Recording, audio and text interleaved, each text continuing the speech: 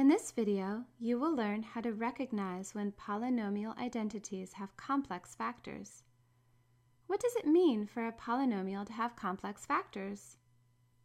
Complex numbers are numbers that can be written in the form a plus bi, where I is the square root of -1.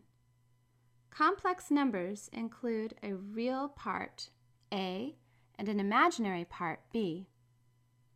If a quadratic has only complex factors, this means it has only complex roots and will not intersect the x-axis.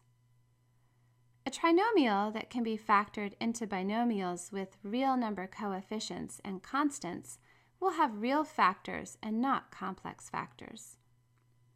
There are other clues that can tell you that a polynomial has imaginary factors. For instance, consider a sum of squares. Because the square of a number is always positive, it is not possible for the sum of two squares to be equal to 0. Therefore, the roots of quadratics such as 9x squared plus 4 are complex. Let's look at an example and use your knowledge of polynomial identities to help determine which expressions have complex factors. The trinomial in the first choice can be factored into binomials with real constants. It is equivalent to the product of x plus 7 and x minus 5.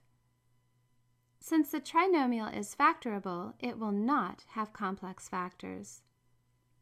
The second choice is a perfect square trinomial.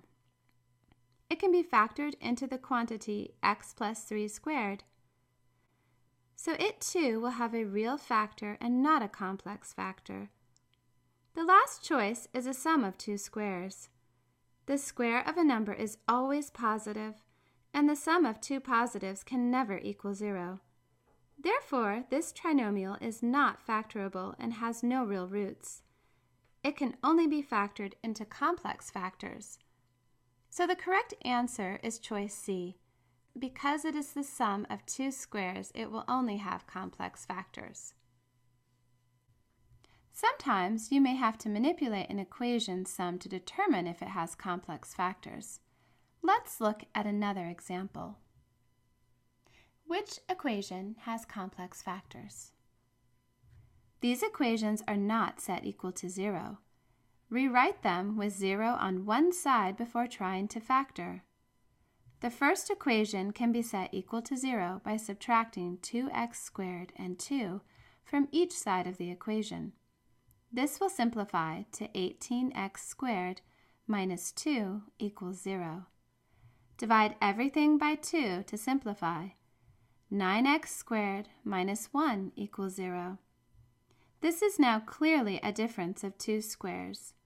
A difference of two squares is factorable, and therefore the quadratic has real factors.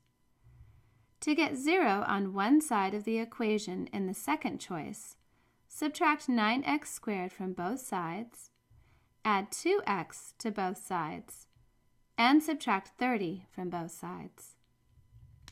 This will simplify to 81x squared plus 64 equals 0. This is a sum of squares, which cannot be written as a product of real factors. Therefore, this equation will have complex factors. To get 0 on one side of the last equation, subtract the 2x and the 5 from both sides. This simplifies to 6x squared plus 11x plus 4 equals 0. This can be factored into the product of 3x plus 4 and 2x plus 1. Since it is factorable, it has only real factors. So the only answer choice with complex factors is answer choice B. Now you know more about how to recognize when polynomial identities will have complex factors. Thanks for watching.